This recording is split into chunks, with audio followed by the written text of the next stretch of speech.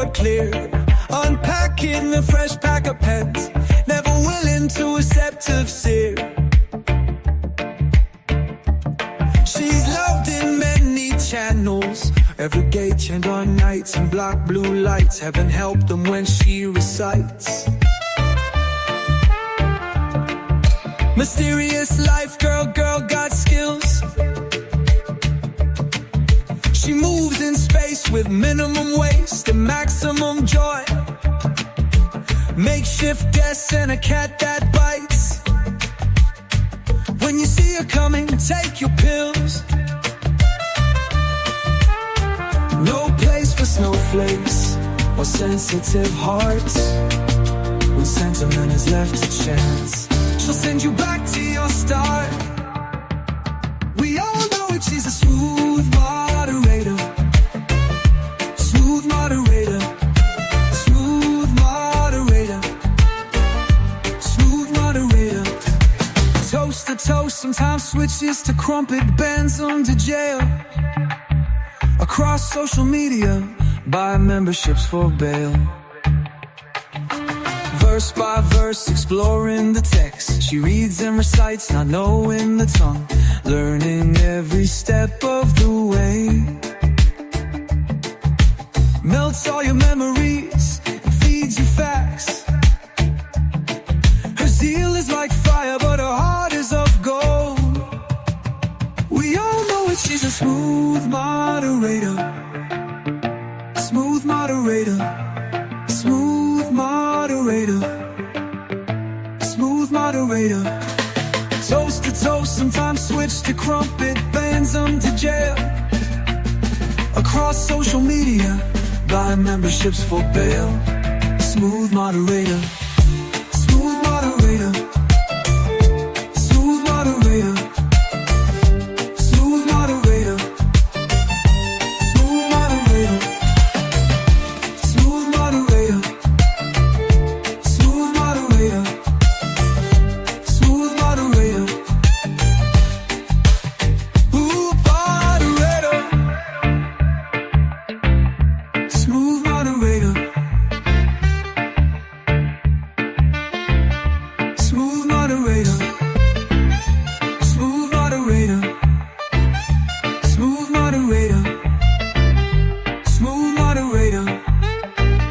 Smooth moderator.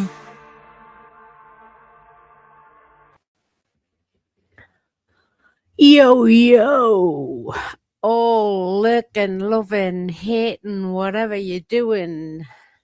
Welcome to Thursday, 6th of August, 2026. GMT, that's UK time. It's 8:34 in the evening. And it is exploration time. So, without further ado, I shall announce that tonight's topic is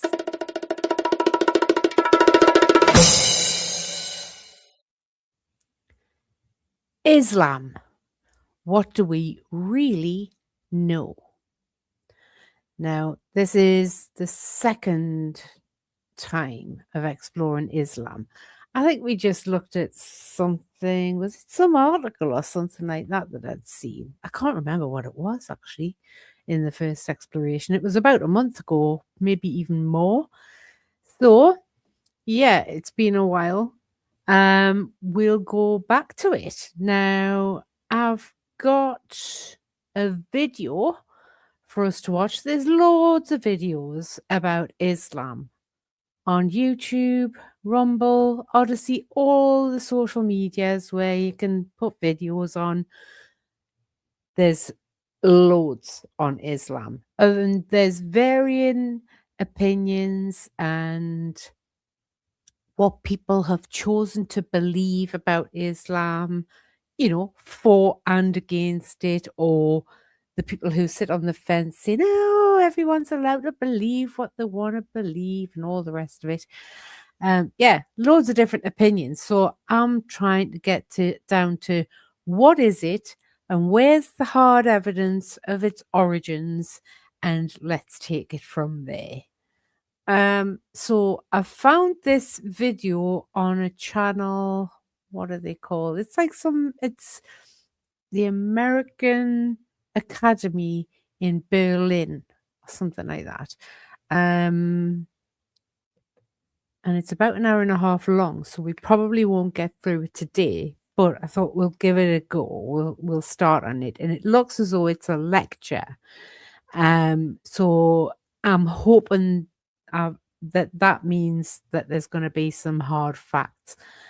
Welcome everyone in the chat. Anyone who hasn't got a spanner, I'll be giving spanners as we watch this video. No need for any moderation duties. It's just you can drop links and go and subscribe to each other's channels and stuff like that. No timing out, no banning, nothing in here. Right, yeah. So tonight's exploration is Islam, and here's the video that we're going to get stuck into.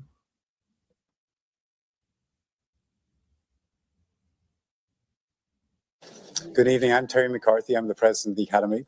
Delighted you could come and join us tonight for the Nina Maria Gorison lecture, which is made possible by Nina von Malzahn, one of our great supporters. Our speaker tonight, Fred Donner, is at the University of Chicago. And I promise not to say anything more about the vortex beyond just reminding you that in balmy Berlin, we are now 40 degrees warmer than where Fred normally works. So Fred is quite happy to be with us here for this semester, as you might imagine. He's the Peter B. Ritzma Professor of Near Eastern History at the University of Chicago. He got his PhD from Princeton, and he taught Middle Eastern history at Yale before going to the Windy City. He's written a bunch of books, including The Early Islamic Conquests, Narratives of Islamic Origins, and more recently, Muhammad and the Believers, which created quite a lot of attention, as I understand. And while he's here, he's going to be examining Berlin's Arabic papyrus collection. Berlin has a very large Arabic papyrus collection. A lot of it hasn't actually been examined, as we understand. And we actually have here, this papyrus is about 4,000 years old. So when we pass it around later, please be very, very careful. Fred will explain how that all works. And then afterwards, we'll have a little chat, and then we'll open it up to questions. But I give you Fred Donner.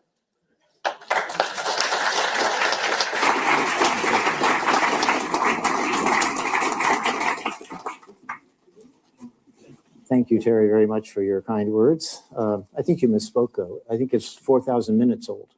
But we'll hand it around later. And before I go further, before I really start, I'd like to thank Terry and the American Academy in Berlin for allowing me to be here this semester. It's really an honor and a pleasure to be here. A wonderful place.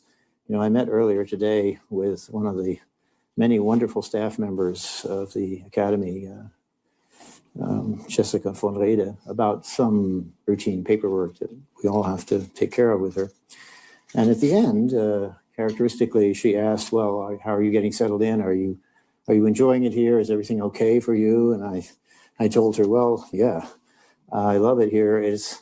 It's sort of like going to heaven without the inconvenience of having to die first. So it's just great here, really. So thank the Academy. I thank the Academy. I'm sure all my colleagues feel the same way who are here like me as fellows.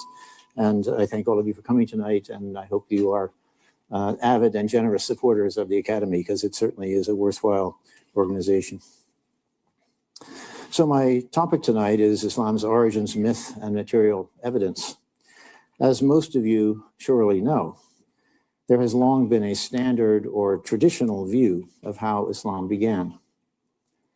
In reference to this standard view, the great French historian Ernest Renan said in the 19th century that Islam was, quote, born in the full light of history, end quote. It's not really a quote because it would have been in French, but it's close. But since that time, it has become ever clearer that what I call the traditional Islamic origins narrative, which almost everyone accepted with considerable confidence, is far less secure than we once thought. First, however, I think I need to sketch very quickly the outlines of this traditional view of how Islam began, for those of you who are not familiar with it. And I know there are many people in the audience, many of you are my colleagues from the Freie Universität or elsewhere and are very familiar with it. So set your snooze alarm for about 8 or 9 minutes. I'll get through this. So at the center of this traditional narrative is the person of Muhammad, who is recognized by Muslim tradition as the prophet who brought God's revelation to his followers. The traditional death date for Muhammad is given as 632 Common Era, so first third of the 7th century. So he was seen, or is seen, as the founder of a new religion, which we call Islam. And he was born and raised at first in the city of Mecca. Here's a photograph of Mecca, not from the time of the Prophet, I'm sorry to say, but around 1900 maybe, or late 19th, early 20th century. Now, the town of Mecca, small even in the late 19th century, of course, very small in the 7th century, maybe a few thousand people. But nonetheless, it was a town that had a pagan or polytheistic population, that is, people worship many different gods. And it had an important shrine as a center, in the center of the town, which you can see here, the famous Kaaba, or basically it means a cube in Arabic, a black stone construction. It was a courtyard around it, but that's the Kaaba there. And this was the center of various pagan rites, which the Quraysh tribe, the tribe of Mecca, supervised and profited from by taking care of all the pilgrims who came to the town.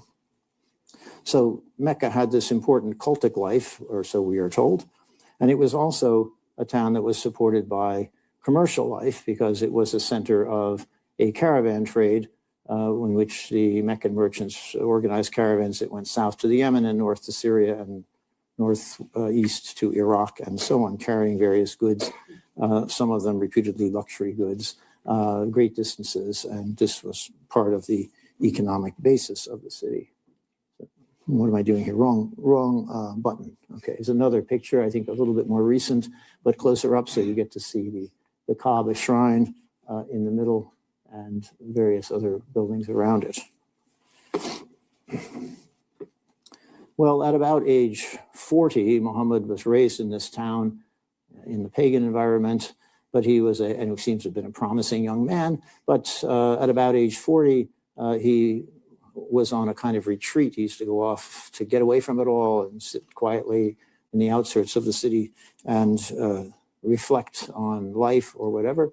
And at one point, he began to receive what he took to be revelations from God. That is, he felt like he was overcome with this sense of a presence, and he was seeing and especially hearing things and kind of in a trance-like state, we are told. And when he came out of it, he had a passage of text that was kind of burned into his memory and he could recite it. And so he proceeded to go back at first with great trepidation and tell his family and friends about these experiences. Some of them then became followers in his new religious ideas that were part of this. So this is, in Muslim tradition, this is the revelation of God's word to the prophet. This is, and he had these episodes periodically during his life when he would get a new download of more material. And this material then was memorized by him, but it was also memorized by his followers. He would recite it to them and they would gradually learn it. Some of them wrote it down in pieces of stuff that was written. And after he died, then all these recitations were collected by a kind of editorial committee, and all the written pieces were gathered together, and they produced a sort of complete single text, which is the text of the Quran, the sacred scripture of Muslims. So for Muslims, the Quran is literally God's word as revealed to the Prophet Muhammad. And in case you didn't realize it, of course, the Quran is in Arabic, so God speaks Arabic. So, you know, if you have any sense and want to be well cared for in the afterlife, you should definitely take Arabic. Well, what were the fundamental ideas he was preaching? We can deduce most of these from the Quran text itself.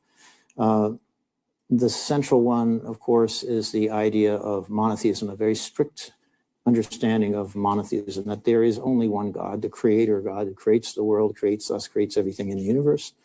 And that because this God is all powerful and all creating, we owe him our gratitude in forms of prayer and so on. Obviously, the tradition, the package of religious ideas also includes the notion of prophecy. Since Muhammad was a prophet, the idea that God singles out specific individuals to receive his guidance for mankind. And it includes the idea of a revealed book, which contains some kind of guidance or law for the community of believers. Also quite prevalent in certain parts of the Quran is warnings about the impending last judgment. That is the idea that the end of time is going to come maybe sometime soon, and that we better be ready for it. And that what will happen at the end of time is that we will all be hauled before the divine judge, including all the dead who will be raised from the dead. All the souls will be awakened. Everyone will come forth before God, and we will all be judged individually, depending on how we behaved in this life that we have or had. And then will we be either rewarded by being sent to heaven or punished by being sent to hell. And this, of course, then means that there's a strong emphasis also on piety or God-fearingness, the idea that if you're going to be saved in this life, you really need to behave yourself, right? You shouldn't do things that God finds hateful in social discourse and so on. So there's a strong emphasis on pious behavior, as well as this more abstract notion of a single God who creates everything. Well, the preaching of these ideas by Muhammad, he did win some followers, quite a few, it seems. But it also generated quite a bit of opposition in the town of Mecca, in his hometown, from some of his kinsmen.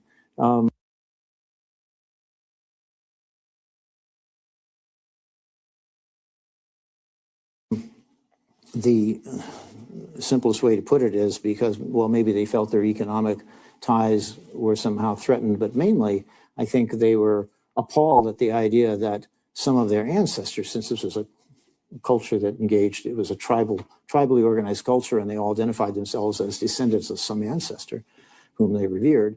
The idea that these ancestors were pagans and therefore were going to be going to hell was not welcome news to them. So they didn't really like this set of preachings. And so there was increasing opposition to Muhammad and his followers who were trying to do their prayers and other devotions from time to time, and they would be ridiculed or abused in various ways by their townsmen. So finally, it was necessary for them to go somewhere else. Fortunately, just as things were coming to a head, a crisis point, a delegation of people came from the town of Yathrib, which is about 350 kilometers north of Mecca in Western Arabia, and invited Muhammad and his followers to come to Yathrib to be arbiters of their own city's kind of internal squabbles among different tribal groups. And so Muhammad and his followers in the year 622 make their emigration from Mecca to Yathrib, which comes to be known later as Medina, the city of the Prophet. This event is known as the Hijra, the emigration. And it's an important moment because it marks the beginning of the first autonomous, sort of self-governing Muslim community. In Mecca, the Muslims were not able to be self-governing. There were lots of non-believers around who really controlled things. But in Yathrib or Medina, they were able to sort of organize themselves as a community as they wished to. And it's also important, this Hijra in 622, because it's the starting date for the Muslim calendar. It came to be taken later as the starting point of the Muslim calendar. So when you see Muslim dates, they go back to this event in 622. Although, because the Muslim year is only 356 days long, instead of 300, it's a lunar year, it means that you can't just subtract 622 from a common era date and get the right Islamic date. You have to go to a table or a conversion schedule somehow. So Muhammad was then living in Yathrib with his followers. There was tension between him and his followers on the one hand, and some of his some of the people in Yathrib who joined him and became very close to him, and others in Yathrib who, again, felt a certain distance or took a somewhat more skeptical attitude towards his activities. And so he had a long period of 7 or 8 years where he was trying to, and successfully did overcome the opposition of these various groups. Among them, the most famous or infamous episodes have to do with several large Jewish clans in the city of Yathrib. It had clans of people who were Jews, but also people who were not Jews. They were presumably pagans of some kind. They all converted to Islam, apparently, and accepted the idea of monotheism. The Jews, of course, were already monotheists. They didn't change at all. But there developed, it seems, according to the traditional narrative, intense or tensions between Muhammad and his followers on the one hand and some of these Jewish clans, which resulted in some rather ugly episodes in which the Jews were driven out of the community, or in one case, the Jewish clan was basically all the men were executed and the women and children taken in as slaves. If these stories are true, and that's a question about this whole later narration of what happened, but come to that another time.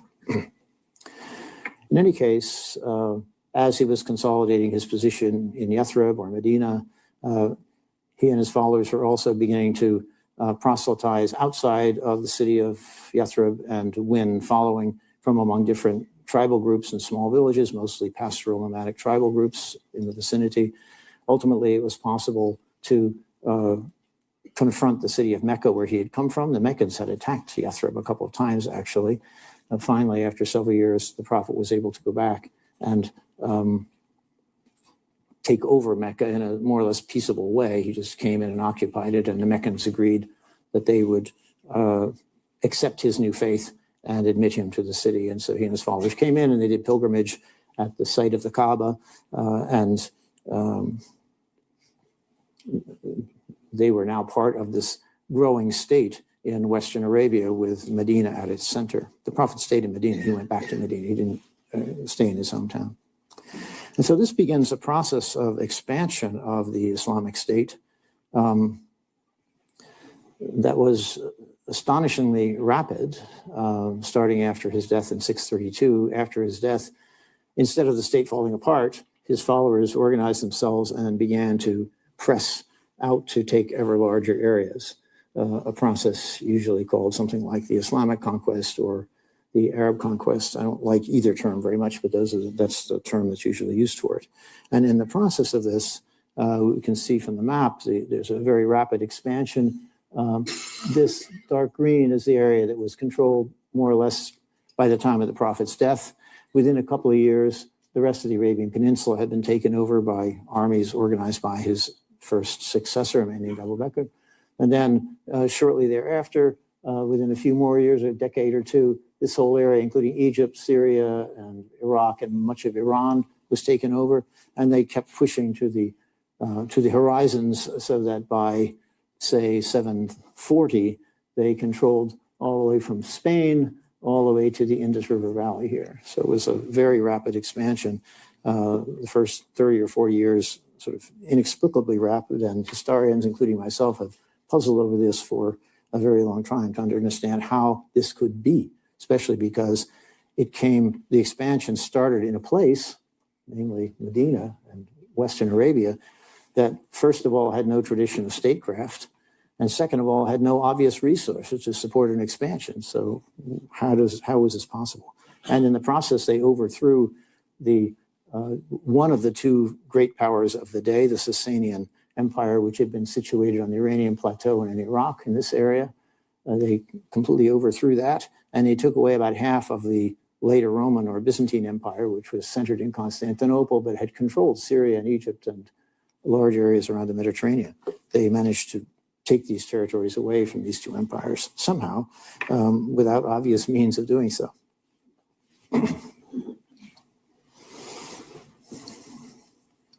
Here's another map showing the expansion and showing, in a rather speculative way, I think I can say, the possible routes of some of the armies in this multifaceted process of expansion.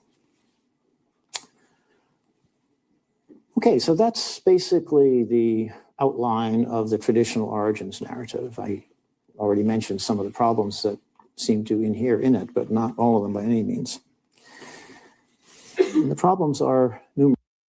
I just want to say I'm glad that after saying all of that, he said that it's a narrative, okay? Because I was starting to think, is this guy actually speaking as though any of this stuff is true? So, yeah, we'll just continue. I just thought I'd stop to say yes. He finally said narrative.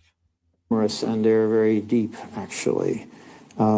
First of all, this picture is based on, it's a voluminous picture. We have tons of detail about all aspects of it, pretty much. But it's based on sources that are much later. The sources are mostly literary sources, chronicles, biographical dictionaries, and the like, that come from the later Muslim community, and most of them were not written until 2 or 3 centuries after the events that they're supposed to be describing, the life of the Prophet. They're not from the 7th century. They are from the later 8th century or the 9th century, the 10th century, and even later in some cases. Yes, some of these later sources rely on earlier reports that were apparently transmitted orally, or maybe they were written down in notebooks that have been lost, and so the reports are subsumed into these later compilations. But there's very little, we have to be very skeptical about the idea that any of these things really goes back to original documents from the time of the Prophet or of the early conquests. So there's that sort of problem in principle with the evidence that it is later. Another problem is that when we look at the different Muslim narratives about what happened in the origins period, we find a lot of contradictions in the sources between one report and another report. And well, how do you sort out these contradictions? For a century or more, lots of people tried to sort of attack these accounts and harmonize them, work out a way to sort of see if they could all be seen as valid, but it was kind of a misunderstanding or misinterpretation of some small thing. But more and more that seemed to be not possible. There just seemed to be sort of irreconcilable differences between some of those sources. Another problem was that the narration, however you took it, from these Muslim sources of later date seemed to conflict with the narrations that we have from non-Muslim sources, mainly Christian sources, that were written somewhat earlier, that were written in the later 7th century and the early 8th century, so before the Muslim sources were written down. We have from the Christian community some descriptions of these new people coming and what was happening. And while in some ways they track with the Muslim sources, not too badly, in other ways, they seem to be quite at variance with what the Muslim sources say. And finally, this traditional narrative is based on almost no actual documentation. That is, no texts or documents or real artifacts that came from the time itself and from the people themselves who were making this history. And, you know, historians like to work with documents. That's the most secure basis for us to reconstruct the past. But there were very few documents actually available from this period, as it turns out. And the ones that were available basically weren't used. And I think they weren't used by Western scholars for a long time, mainly because Western scholars already had a nice prepackaged story, the traditional origins narrative story coming out of these narrative sources. And so you're working with the actual documents, which are miserable scraps of papyrus and coins and so on. So all these little bits of information, it's very hard to get a general picture. It's very hard to put it together. It's much easier to just read these narrations of what actually happened, right? And so I think that was one of the reasons why, at least for 100 years or so, people really didn't pay that much attention to the documentary evidence. Well, now that people seem to be more aware, since about the 1970s, scholars are more aware that we can't just go on using the traditional origins narrative as the basis for our own understanding. We have to come to a somehow more scientific, historically scientific view of what was going on. There's been a kind of paradigm shift, I think, but Western scholars attempted to figure out ways that we could get a better picture. One, of course, was to look at the traditional sources like these and to try to make minor modifications to harmonize things. But as I said, that wasn't really a process that worked very well. Here's a few of the things that have come out in recent years. I could put my own book in there, but my own recent one, but I didn't. On the other hand, there were some scholars who said this traditional picture is so completely wrong that we need to just throw it out completely and start over using only documents and a few things. And in fact, this I think is going too far. One scholar, John Wansbrough, he was an American, but he taught at the University of London for most of his life, even opined that, we'll never be able to know what actually happened at the beginnings of Islam, and historians should just stop trying. And well, for me as a historian, this is not a very satisfying way to look at things. I think we need to do more. This approach is a little bit too radical. The fact is that there are some documents that confirm bits of information we find in the traditional narrative sources. And so we can't just throw out the traditional narratives entirely, even though we have to be very circumspect in using them. And this rather complicated looking chart, I hope is not too complicated. So you have a timeline at the bottom of dates. And so Muhammad dies somewhere here around 632. The Umayyad dynasty comes to rule in 660 and rules to 750, and the Abbasid dynasty overthrows them in 750 and rules until 1258, actually. And the Quran, as far as we can tell, crystallizes. Muslim tradition would say it crystallizes already by hearsay, but I think recent work in Quran manuscripts suggests that maybe it's still undergoing some evolution up until about 700. We don't really know yet. This is work that's going on as we speak still today. Then you have documentary sources produced first by the people in this believers movement itself. So I put D's here to give an idea. So we have a few in the 7th century and then more and more and more. Now this might be a coin or... Hang on a minute before he goes any further. This X begins after the center, the middle of the 700s. Now,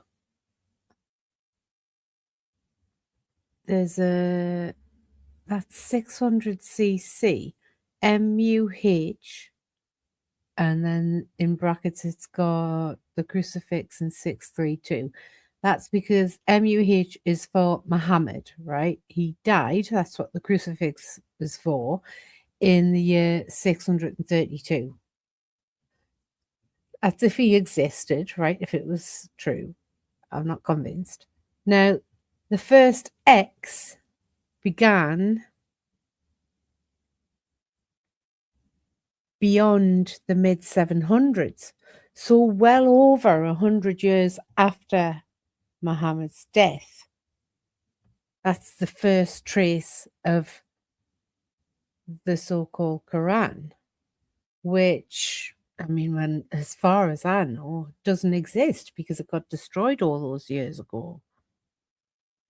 So all they've got now is what the big nose of London would call ravayat, which is the Arabic word, when translated into English, means narration. And narration is just hearsay. It's just someone else saying that this happened. It's a narrative. That's what a narration is. N-A-R-R-A-T, narrat, right? Narrative or narration, narration, right? They're two words of the same family. So, I mean, a narration, hearsay, right? That's Chinese whispers, rubbish. So it's not actually the Quran. Anyway, yeah, I just wanted to stop there and point it out that first X is well over 100 years after Muhammad died, if he existed, if any of this stuff is true anyway. A scrap of papyrus. It may not tell us a whole lot, but it tells us something. The Christian sources, often literary sources that are a little bit more expansive, some of those are earlier. So we can get information from them and try to piece this together. And so the challenge now is to try to piece all this together and fit it into the beginnings of the narrative sources, which, as you see, really start up about here and become voluminous at this point, and they project back what they thought had happened to this much earlier period. So we have to somehow work with these different categories of material and to try to assemble a more, shall we say, plausible narrative.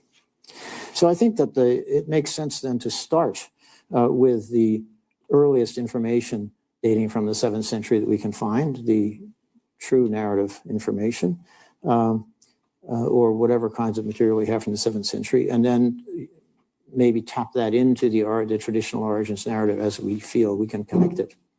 And this information from the 7th century then comes especially from two sources, information from within the community itself. One is the Quran text, and the other is documentary evidence like, say, coins or papyri. So I want to start by talking a little bit about the Quran. I'll put a prettier picture up for you. That's not a very good picture, but it's a prettier document. This is a leaf of a very early Quran that was found in Yemen, in the Great Mosque in Yemen. Seems to be a 7th century document. And as I said, the Quran is generally thought to be an early text. And so, well, maybe we can use it as a quasi-documentary source of information. We can, I suppose, but the problems with it are several. One in particular is that the Quran text doesn't say much about the events of Muhammad's day when it was supposedly revealed. It's God's word, after all, not Muhammad's word. It's a kind of, it gives us many, what you might call timeless moral lessons about how we're supposed to lead our lives. Sometimes talking about previous communities of believers and previous prophets and what happened to them as moral lessons. So we should wise up and know how we should behave on the basis of these lessons. It's full of passages that we can take as moral exhortations, do this and don't do that, but that doesn't really tell you much about what was happening at the time. And then there are some passages, not a few actually, that give us what we might call legal material or guidelines for conduct, how to behave, how to act in our lives. So that's one problem with the Quran. It doesn't actually give us a lot of historical nitty-gritty as we would like to have it. Secondly, the Quran text itself is, I think, very poorly understood by Western scholars. What was this text? If you don't accept it as God's revelation to the prophet, then what was it as a text? When and where did it come from? How did it coalesce into the form in which we have it now? Islamic tradition, of course, knows that this is God's revelation as revealed to the prophet and set down in a set form, fixed form at a very early date, already by the 650s in the eyes of Muslim tradition. But to historians who look at this material with, I think, an open mind, we have to admit that the historical context of the Quran is anything but clear, and the amount of time it took for it to congeal into a text is not clear, although I think by 700 or so, we can certainly say that the text was pretty much set. But before that, I think there's still a lot of question about what was going on with this text, and only more research will hopefully clarify that question. There are even theories of a much later origin for the Quran. This same scholar I mentioned before, John Wansbrough, thought that the text maybe didn't coalesce until the 9th century. I think that's going much too far, and the evidence of the actual Quran manuscript suggests that it's earlier than that. He also proposed that the text didn't crystallize or coalesce in Arabia, in Medina, or anywhere else, but somewhere outside of Arabia, perhaps southern Iraq, where there were lots of Christian and Jewish communities that seem to be referred to in the Quran text. Well, as I said, I think the evidence shows that the Quran text is mostly early, although I think there are perhaps some later interpolations into it from the late 7th century. But even if the text was fixed in its written form, another problem is that the way Arabic was written in this early period, because Arabic did not have a long tradition of being written as a language at this time, the script system was exceedingly defective. There were many letters that several different sounds used the same letter form. There are no diacritical marks that are later given to be able, so you can distinguish between these different letters that are given in the same form. The vowels were not written. Even the long vowels, most of them were not written. So you could look at a set of letters and read it in a whole bunch of different ways sometimes, and which brings a different meaning. So even if the writing was stable, the meaning may not have been so stable. So that these are all questions about the text of the Quran as it seems first to have been around in the 7th century. But I think we can say that the text is early enough that it gives us at least, there are certain things in it that are unmistakable, the idea of monotheism and a bunch of other religious ideas. And I think that we can say that at least it's sufficient to give us a good idea of what the guiding principles, religious principles and moral principles of this new community were. They're the ones I suggested to you at the beginning: monotheism, worry about the last judgment, living righteously, and so on. But when we look at the text of the Quran, we can notice immediately certain things that do not line up with the traditional Muslim view. One is that we notice that the words Islam and Muslim are seldom used in the Quran text, actually. The word Islam occurs only 8 times. The word Muslim occurs about 60 times, and they mean something different than what they came to mean later on, after 700 or so. Muslim in the Quran means someone who submits himself to God's will. The verb aslama means you submit yourself to God's will. That is, you recognize that there's only one God and that he is sovereign over all of us, and we have to, you devote yourself to God in some way. Muslim then means that you're submitted to God, but it doesn't mean you're a follower of a particular religion with the name of Islam. And similarly, the word Islam means the act of submitting to God's will. It isn't a name for a religion yet, it doesn't seem to me. And the way it's used in various sentences makes that quite clear. We can see an example of this in Quran Surah 3, or chapter 3, verse 67, where it says, Abraham was neither a Jew nor a Christian, but rather he was, what it says, Hanifan Musliman, which means something like a monotheist who submitted himself to God's will. So Abraham was, in that sense, a Muslim. He wasn't in the later sense with a capital M, a Muslim, obviously. So Muslim is seldom used in the Quran. Islam even less frequently. Instead, we see that the main term of address in the Quran, the people to whom it's being addressed, and the main term of identity for these people was a related word, which means believers. That was mu'min is believer, mu'minun is believers, which is used about 1,000 times in the Quran. It's overwhelmingly more frequent. So this is why I prefer in the 7th century really not to talk about Muslims and Islam, but to talk about the believers movement, because that seems to be what these people, how they thought of themselves and what they called themselves. And it's also very interesting when we look into the Quran text that there are some passages in the Quran that make it clear that Christians and Jews, who after all are monotheists, or think of themselves as monotheists, those who are adequately pious were considered among the believers. So we have this creation of this new community that could have included some Christians and Jews.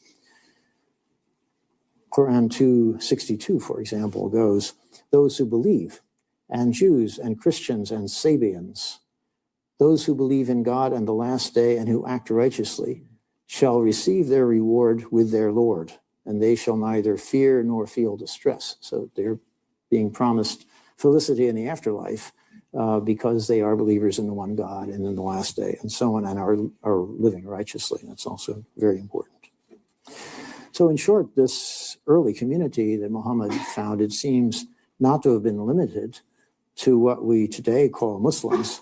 It was apparently a kind of maybe a monotheistic revival movement focused on the ideas of God's oneness, the need for piety among his followers, and fear of the last judgment, which again, the prophet may have expected to happen at any time. There are a few passages that suggest the imminence of it. Now, the notion that some Jews and Christians may have been part of the believers movement, we see implied in the Quran, obviously opens many new possibilities for interpretation. For one thing, it forces us to question the appropriateness of the very notion of conversion for the first several generations of this movement, that is in the 7th century, since conversion implies movement from one clearly defined set of religious doctrines to another, or from one clearly defined religious community to another.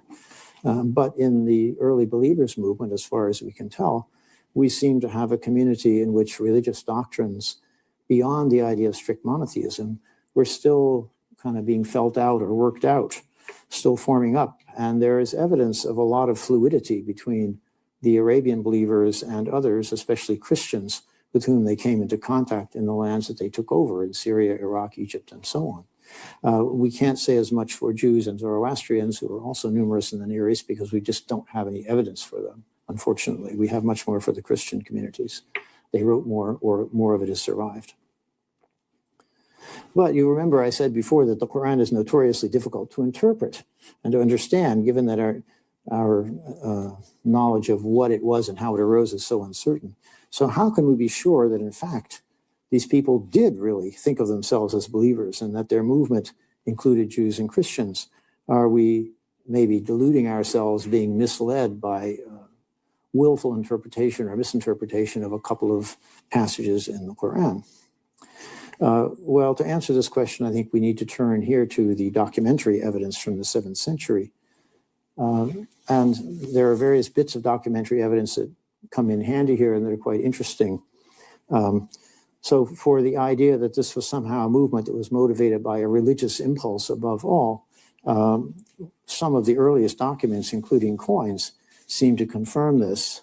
This picture shows when the new community expanded into the Near East, into Sasanian and Byzantine territory, it took over a lot of things, including the mints of these governments that had been there before. It took over the mints and the mint workers and the dyes for the coins.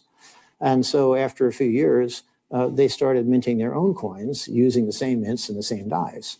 And so what you see here is a coin which is exactly like a Sasanian silver dram.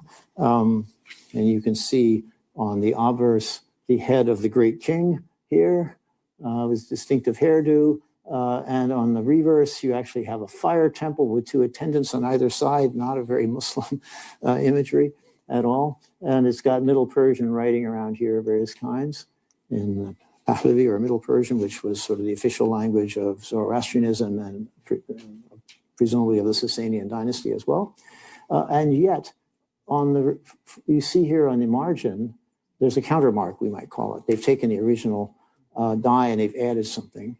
And this is in Arabic, and it says Bismillah, in the name of God. So this is, of course, a very common phrase in the Muslim tradition, but it shows that, they're marking their presence by putting this countermark on the coins.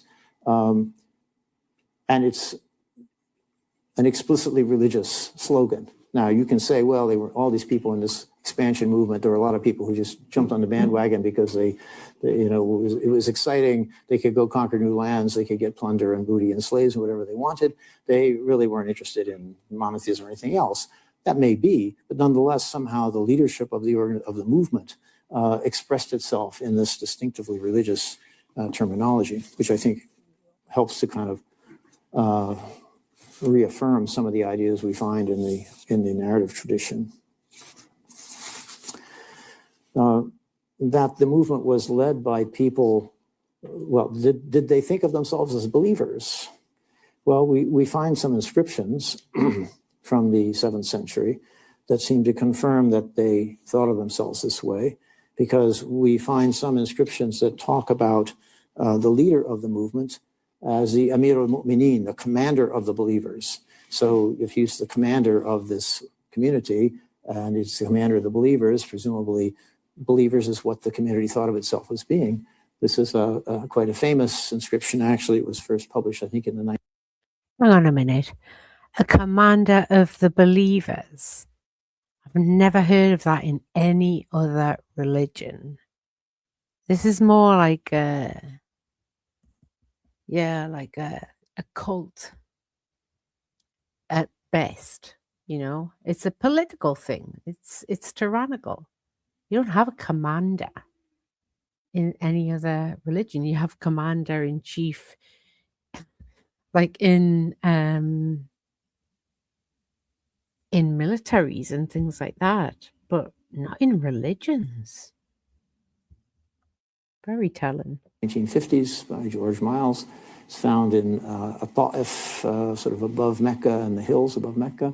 And it's an inscription commemorating the construction of a dam by the Amir al-Mu'mineen, or commander of the believers, Muawiyah, who ruled from 640 to 660, I think.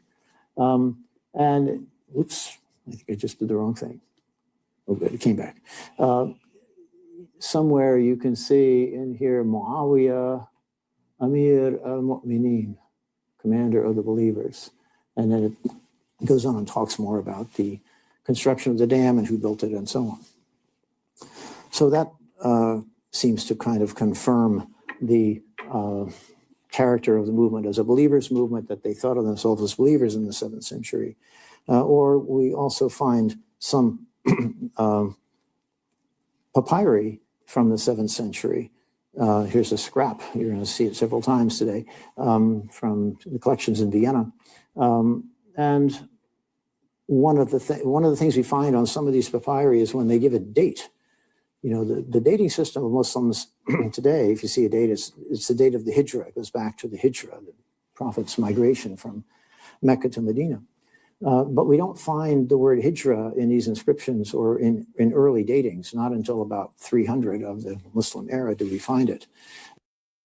Right. I'm going to pause it there because I need a cuppa and I don't want to miss any of this video myself. So I don't want it to just keep on playing while I'm making a cuppa.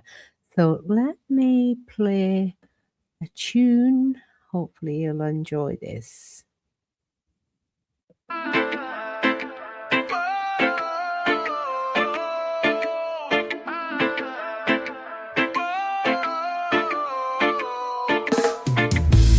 Exploring consciousness. What does it mean?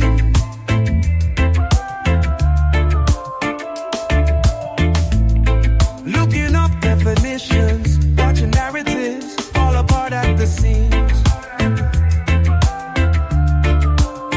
From the realm of the dead, stumbling through fractured reality.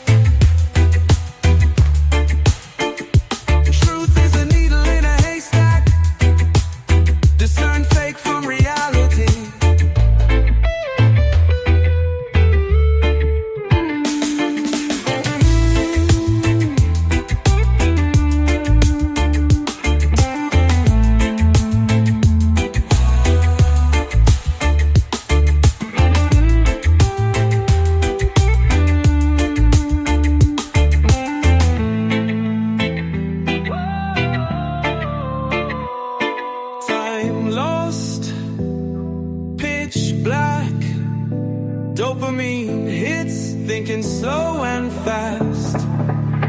Watch a narrative fall apart at the seams. Waking up, waking up. Watch a narrative fall apart at the seams. Waking up, waking up.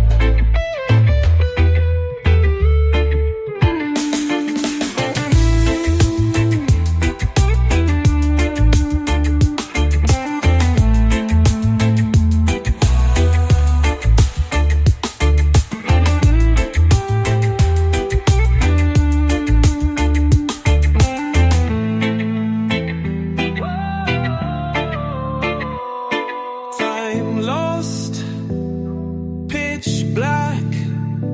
Dopamine hits, thinking slow and fast. Watch a narrative fall apart at the seams. Waking up, waking up. Watch a narrative fall apart at the seams. Waking up, waking up.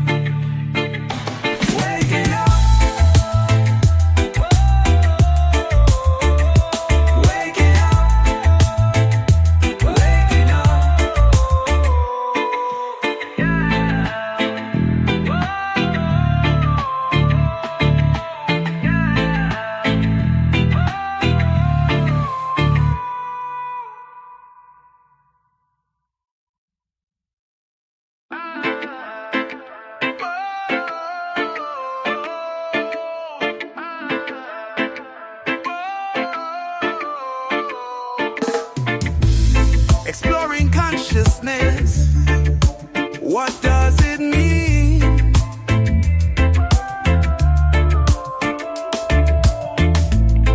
Looking up definitions, watching narratives fall apart at the seams. From the realm of the dead, stumbling through fractured reality.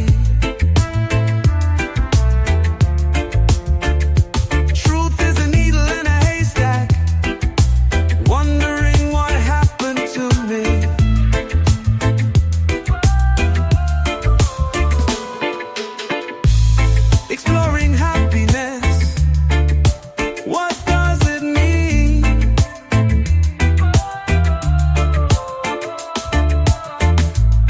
Looking up definitions, watching narratives fall apart at the seams. Was it all a bad dream? What on earth could have happened to me?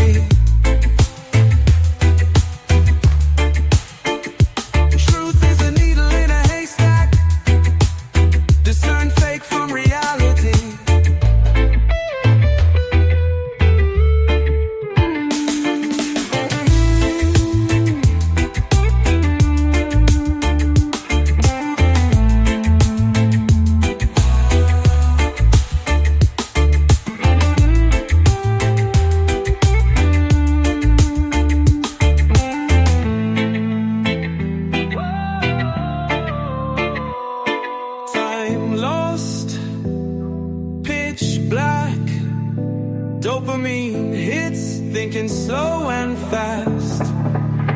Watch a narrative fall apart at the seams. Waking up, waking up.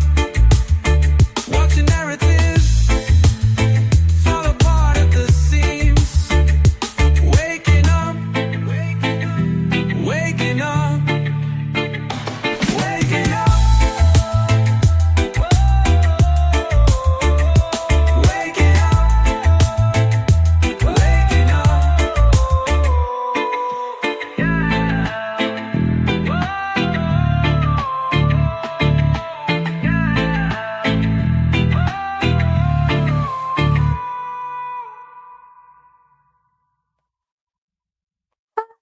We're back. Yep, I accidentally spilt the tea bags. So that had to loop that song. Right, let's get back to this video. Now, what we find, though, in the 7th century are some documents that are dated in something called Qada al-Mu'minin, the jurisdiction of the believers, which again emphasizes the idea that they're believers. And if you're an Arabist, you can see down here in the lower line here, the qaf is missing, but here's Da al-Mu'minin. Then it says Ila something, right? So we find a number of these documents with this dating form, the Qada al-Mu'minin, referring to the jurisdiction of the believers, which means, well, their government was seen as the rule of the believers. Other evidence beyond the Quran for the idea that the movement was open, or shall we say non-confessional, included Jews and Christians as well as Quranic believers. there's a document, or what can we call it, the transcript of a document, which is found in the later narrative sources, but which every scholar who looks at this says this must be an actual transcript of something very, very old. It's usually called the Constitution of Medina, or the Ummah document, or the Sahifa, has various names. But one of the things it mentions is it lists a number of Jewish clans in Medina, Yathrib, who are part of this pact making up this, how this community is to be constructed. And it includes Jewish clans as part of the Ummah, as part of the community. It explicitly says that. So this seems quite clear that there were Jews who were considered in some way as part of this community. And from many 7th century literary texts in Syriac, so these are the Christian texts that are earlier than the Muslim literary sources, and they tell us sometimes about the beginnings of Islam. We know that many Christians served in the Umayyad court. They served in the Umayyad army. They served in the bureaucracy, sometimes even as what we would call the prime minister. John of Damascus is a famous one, served the Umayyad caliphs or emirs al-Mu'mineen in Damascus. But we have many, many references to this. Also in the Muslim sources we find, especially in poetry, we find references to Christians being part of the, what we usually think of as the Muslim armies in the 7th century. Even one passage, a very interesting one, where the Christian writer says these people came and they sent campaigns every year to the far horizons, and they conquered and they took lots of captives and brought back lots of booty.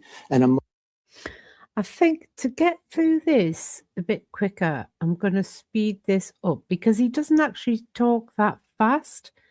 And that way we might actually get through all of this tonight. I don't like the idea of breaking up a video, you see, amongst many streams. So I can speed this up a bit without diminishing it, without making it too difficult to listen to.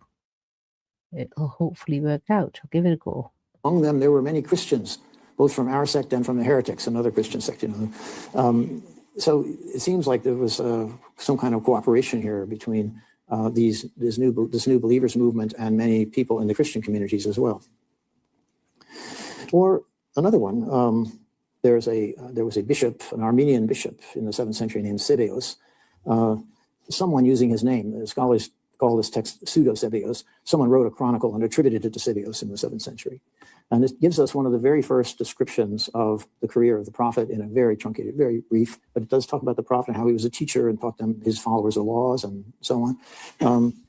One of the things it says a little farther on, after the prophet has died, it talks about how they conquered Jerusalem. And it says they appointed as the first governor of Jerusalem a Jew. Now this factoid, this bit of information is not confirmed in any of the Muslim sources or in any Christian source, other Christian source. One can ask, was this bishop, Christian communities in the 7th century were very strongly anti-Jewish. They engaged in a lot of anti-Jewish polemic. Maybe he didn't like these people, these new people, and he just wanted to discredit them, so he said they appointed a Jew as a way of just smearing them. But maybe they did appoint a Jew as the governor of Damascus, of Jerusalem. We don't know. We have no confirmation of this fact, but it's very suggestive in the light of all these other bits of evidence about some kind of symbiosis or cohabitation of the people we usually call Muslims, or believers from Arabia, and the Christian and maybe other communities of the Near East. So how long did this sort of open construction of the community last? The change to Islam as we know it occurs, I think, around the year 690, 700, or it starts at least then, under the Umayyad dynasty. It's basically a kind of shift in focus. The believers now are defined as those not just who believe in one God in the last day, but as those who believe in one God in the last day and who follow the Quran as their scripture and who accept Muhammad as the prophet who brought the scripture. And actually, to this day, that's still the simplest way to define a Muslim. As you know, Muslims fight each other all the time, as most people in most religions do, Shi'is against Sunnis and so on. But one thing they all accept, the two things they all accept is that the Quran is their scripture and Muhammad is their prophet. About everything else they may differ, but on that they agree. And that seems to have been the focus of this new construction of what the community of believers was. And in addition to this new construction with this new emphasis on the prophet and the Quran, they also engaged in a kind of rebranding or renaming of things. They started to fish out of the Quran various words and to change the meaning from what it had been in the Quran somewhat into something else and to use it in this new way. So they found this word Islam submission to God's will, and they made it into Islam, into the name of a reified religion.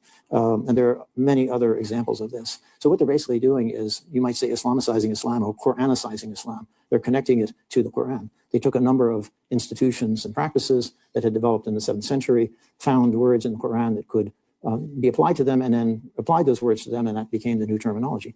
The easiest example to follow is the name of the head of state, the Amir al-Mu'mineen.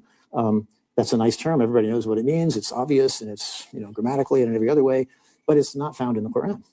And so they found a word in the Quran, Khalifa, which means it's applied to a couple of prophets who were sent to sort of supervise their communities with God's guidance. And that was applied to the ruler of the community. So now we call them caliphs. This comes from the Arabic Khalifa. So instead of Amir al-Mu'mineen, they start calling the ruler the Khalifa, using a Quranic term instead of a term that didn't have the Quranic pedigree, you might say. So as I say, this is part of a broader relabeling or rebranding process that's going on, it seems, starting in the 8th century and afterwards. So what am I doing in Berlin? I'm going to study papyri. And we'll let Terry hand around these 4,000-minute-old sheets of papyrus for you, so you can have some papyrus. Yeah. What I want to do here are two things, actually. Some years ago, I found a bunch of, let me talk about this picture first. I forgot to go into it. So this is a photograph of the inside of the Dome of the Rock. I'm sure you all know the building. It's the Golden Dome building in Jerusalem that was built by the Amir al-Mu'mineen, or Caliph Abdul Malik, around 692, just as this change is beginning to happen. And inside it, it has these beautiful mosaics all around the inside of the octagon. And included in the mosaics is a long passage of writing. And this writing is generally considered to be, it's quotes from the Quran, various quotes from the Quran. Many of them are passages that are very critical of the concept of the Trinity, the Christian concept of the Trinity. So it's really drawing a line between the people we now call Muslims and Christians who believed in the Trinity. It also talks about Islam, and it talks about Muhammad, the prophet of God, and so on. So it sort of emphasizes all of these things that I've just talked about, how Islam is the name of the new faith, Muhammad is the apostle, and so on, and this is part of the Quran. So what am I doing in Berlin? I want to basically have a double project. One part of the project is to edit fragments of papyrus from the 7th century that I found some years ago in Vienna, and trying to edit these up, however small and miserable the fragments may be. I want to edit them up and publish them so that scholars don't have to do the same thing and try and find them all again and then try and read them again. They can just look and see what they say and use this in their historical reconstructions, because I think that given the general dearth of documentary evidence for the 7th century, it behooves us as historians to get every bit we can into circulation. And so that's what I'm trying to do in that part of the project, to try and use this as a way of getting behind, if you will, the Islamic traditional origins narrative. And the second thing I want to do is to, in Berlin in particular, is to look here for more evidence of this kind of change in the community in the 7th century, especially searching in the collections of Arabic papyri at the Neues Museum, the Papyrussammlung, in the center of the city. This collection seems to have lots of Arabic papyri, but the collection was difficult for most scholars to access from 1939 until very recently. During the war, the papyrus collection, like much else in the museums, was packed off in salt mines somewhere for protection, so they wouldn't be destroyed. After the war, Berlin was divided. The museums were on the eastern side. It was not easy for scholars to work on this material. After the reunification, they consolidated the museums, but they had two different cataloging systems, so they didn't want to let anybody see anything because they didn't know what they had really with two systems. They had to unify the system. So it's only been in the last 5 or 6 years, I think, that the papyrus collection has become really opened up to scholars to work on this material. And with the assistance of the director of the papyrus collection, Dr. Verena Lepper, who unfortunately couldn't come today, I'm looking forward to digging into that material. So I'll be spending some of my days downtown in the papyrus collection. One challenge in doing this is that only a very small proportion or percentage of the Arabic papyri that survive are from the 7th century. Most of them are from the 8th or 9th or 10th century or 11th century, when papyrus goes out of use. Paper replaces it in the 11th century. In most collections that I've seen, the proportion is about, of 7th century papyri, are about 1/4% of the total number. So you go through 1,000, you might find 2 or 3. So now you never know, I might be lucky, I might find 4. And it might be something larger than this. What we hope is we'll find something quite large. Well, how do you tell that it's a 7th century papyrus?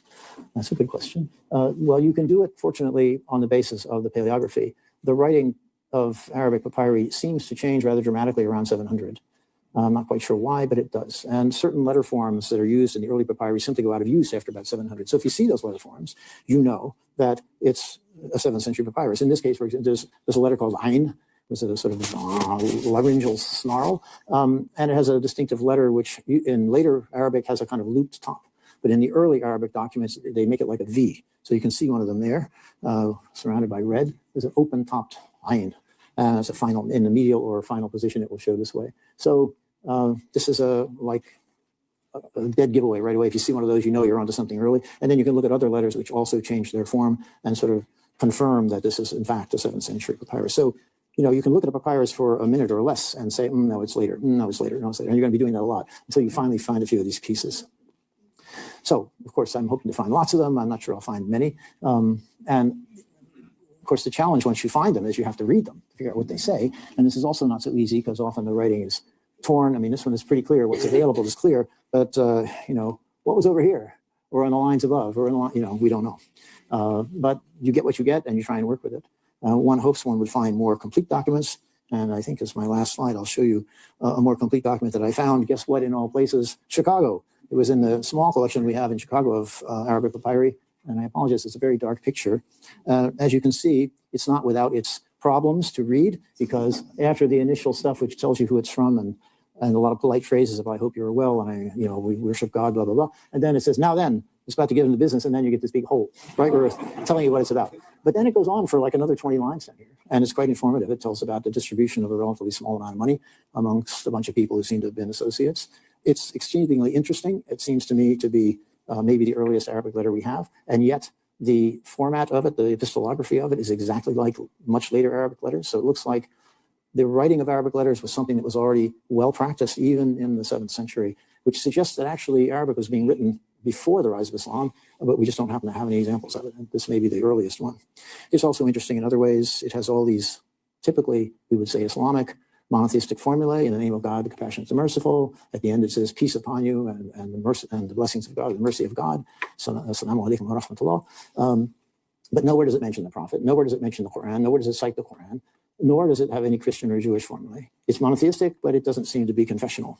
Does that tell us something? Well, yeah, it might fit into the idea of the believers movement. It doesn't prove it, but it certainly doesn't disprove it. Anyway, I'm hoping I'll find a couple dozen of these, but we'll see. So, thank you very much.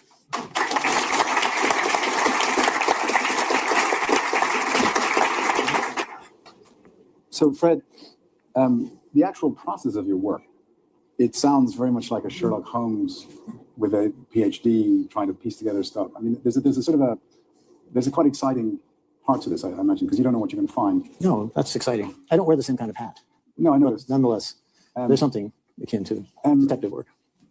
And as you say, the 7th century papyri are quite rare. So you must get quite a buzz when you've gone through a whole bunch of stuff and suddenly you get one. You know, when I was working in Vienna, they have 25,000 more or less usable pieces. They have 65,000 papyri in Vienna, or numbers, accession numbers, but 40,000 of them are like postage stamps, little tiny pieces, you know. Or in one case, it was a great big sheet with one word in the corner. Isn't going to tell you much. But they do have 20-some thousand quite, you know, sizable pieces of papyrus, at least as large as the one I showed you, the little corner, which is informative. And many, they're complete texts. But fortunately, they had them all microfilmed in the 1960s now. Yes, it's microfilm, black and white. You have to sit in this reader machine, you know, and crank through. But it was great because I could just go through and look at an image, wait, look at another image, wait. Look. So I could work through, you know, I worked through those 22,000 in like 2.5 months. It was a very efficient way to work. And every hour or so, somebody would hear you shouting, "I've got one." Every week or so, I would find one. Actually, it was interesting because a lot of them came up in a cluster right in the middle, around 11,000. So I was going for weeks without finding anything. I thought, this is really a bummer, you know. And finally, all of a sudden, I hit this mother lode of about 40 of them. They were all more or less cataloged together. So they were probably a lot that had been found in Egypt together and were sold to a dealer together and bought by the guy who gave them to the Austrian library together. And they were cataloged together. And so there they were. You know, whereas many of the others were from other parts of the trash heap that were from a later date. You know, that's where most of them come from. They, when people in Egypt over the centuries, you know, they'd had old documents. They were no longer useful, you know, letters from your grandfather, they threw them out. They threw them on trash heaps outside the villages. And then the peasants discovered, well, this is organic material. So they would pitchfork it into their wheelbarrows and take it and spread it on their fields as fertilizer, help things grow. And then about 1850, and including these papyrus documents, around 1850, they discovered that these crazy Europeans would buy these things. So they started saving them and selling them to antiquities dealers, and they ended up in the antiquities market and then in museums. That's how actually the ones in Berlin are different. The ones in Berlin came from excavations in the early 20th century. They were excavated from Elephantina, I think, and they found a lot of papyri sort of somewhere, some layer in the excavations. And so they boxed them all up in big wooden boxes and shipped them to Berlin in like 1906 or 1907. And many of those boxes are still not. So we don't know what's in there. And so if any of you knows of a funder who could fund the papyrus collection rather handsomely to process all this material, it has to be opened, carefully opened, and these sheets have to be conserved, so put under glass and so on. They need a big grant to do that. It would be great. Now we're into Indiana Jones territory. Yeah, it's amazing. It's the real thing. So in the Middle East, in the Muslim world in general, there's a range of views. There are moderates and they're verging to extremists, the Salafis, the Wahhabis. How is your work viewed in the Muslim world? Do people see it as threatening? Do they watch it with interest? How would you say the reception is in the channel? Or is that too broad a question? No, it's not too broad a question. Answering it would be too broad an answer. No, the reaction is obviously mixed. And there are going to be some people who will say, well, he's an unbeliever. What do you expect? He's going to hell anyway. What do we care? They don't seem to worry too much about what unbelievers say. But there are some Muslims, actually quite a few, I think, who are really open to new views of Islam's origins. And particularly in Indonesia, I'm told, there are lots of Muslims who feel uncomfortable with the traditional way Islam is presented by the Wahhabis, which is this Wahhabi form of Islam, very conservative, which has been dominant in Saudi Arabia since the 18th century, has been pushed because the Saudis have so much oil money that they can send preachers and they can build mosques and build Islamic centers and spread their version of Islam and try to undermine more moderate versions of Islam and try to undermine Shiism. They've been doing this for half a century with our oil money. So this is this conservative form of Islam is one that has been heavily subsidized, you might say. But there are Muslims, especially in Indonesia, who feel very uncomfortable with this because they say, this form of Islam is too Arab. We're not Arabs. We have a different social a totally different kind of society, and this doesn't fit well with us. We want to find a way to be good Muslims, but in our own way and in the modern world. And so they are very interested in at least some revisionist interpretations of how Islam may have begun, because then they can say, well, they like this one, especially my view, because they can say, well, this provides an opening for kind of being ecumenical with Christians and Jews. You don't have to be hostile to them. So the text of the Quran is pretty sacrosanct for Muslims. And as you say, it actually doesn't contain a lot of historical material per se. But what has been very controversial, even within Muslim scholars, the world of Muslim scholars, have been the hadith, the sayings, the supposed sayings of the prophets. Right. I like the prophet. Good you add supposed, yes. And there are all these categories of how reliable, saying how many people have supposedly written it down. Would your work have any impact on that whole debate, which is still ongoing within the Muslim world? Not really. I mean, I have basically avoided using hadith material. Yeah. My feeling is, there are undoubtedly some hadiths that are authentic, something the Prophet actually did say in his collection of material, but there's so much other stuff in there that we know he couldn't have said. And the problem is there's no way really to tell one from the other. There's no sort of foolproof method for discriminating or deciding what is an authentic prophetic hadith and what is just something that someone later on wanted to put in his mouth. And so as a historian, I feel like I can't really use any of this. So I haven't used it in my own work really for support. As evidence for anything. I just don't think we can.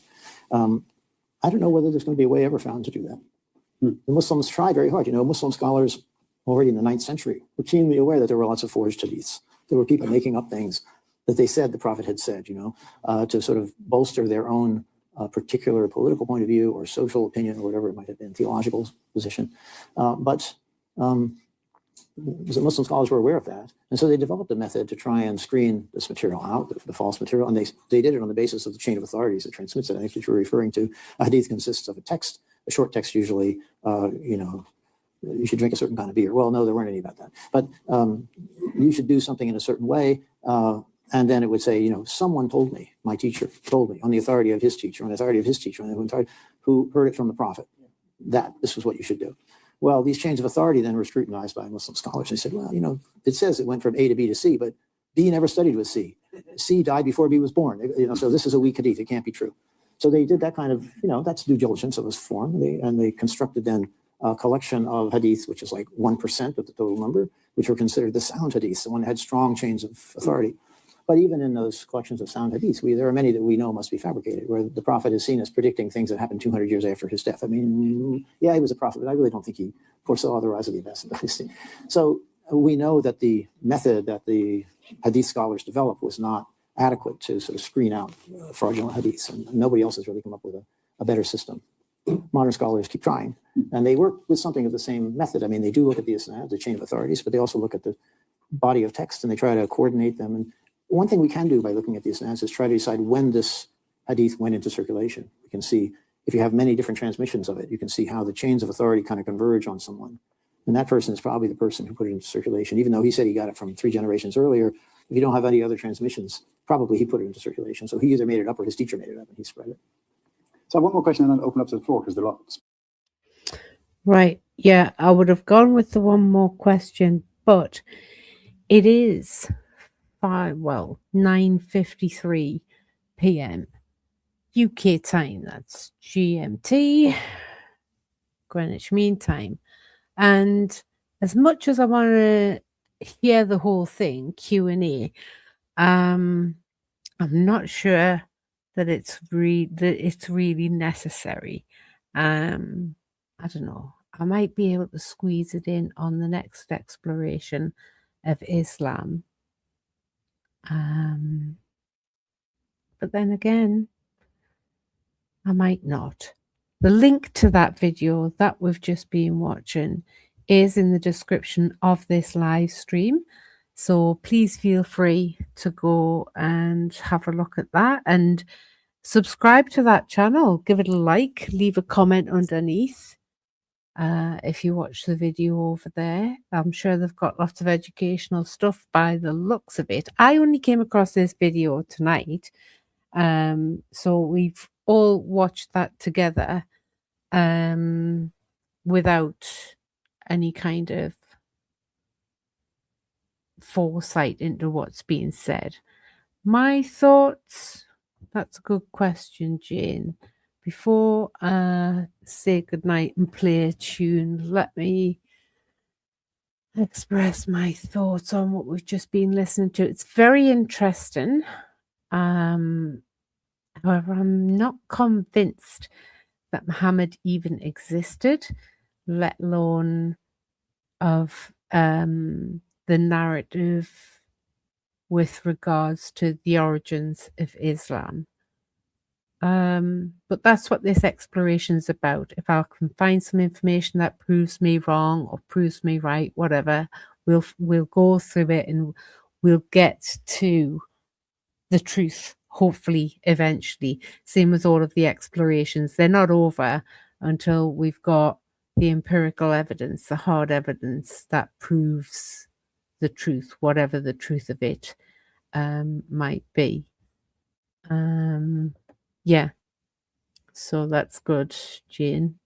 At least you're saying at the moment, and that you're keeping an open mind. If you can be proven wrong, great. If you can be proven right, also great. It's just about getting to the truth. And so thank you, Jane, Dusty Buster.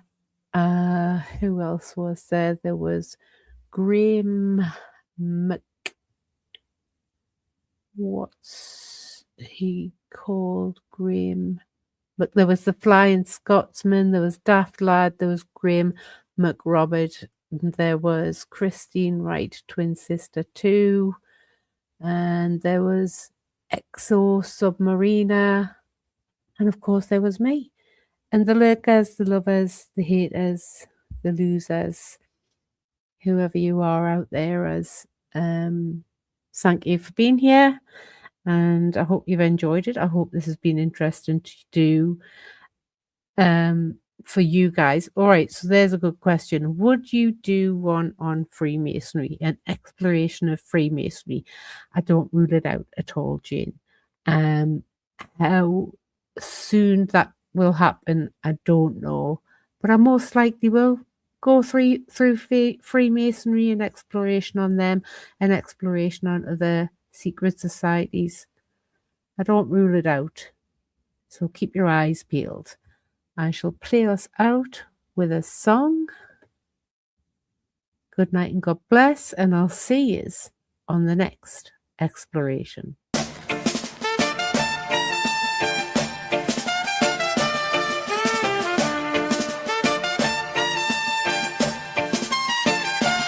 She's laughing with a whiteboard clear, unpacking a fresh pack of pens, never willing to accept of fear. She's loved in many channels, every gay chant on nights and black blue lights. Heaven help them when she recites.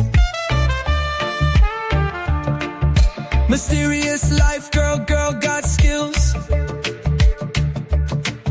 She moves in space with minimum waste and maximum joy. Makeshift desk and a cat that bites. When you see her coming, take your pills. No place for snowflakes or sensitive hearts. When sentiment is left to chance, she'll send you back to your start. We all know it, she's a smooth moderator. Smooth moderator. Smooth moderator. Smooth moderator.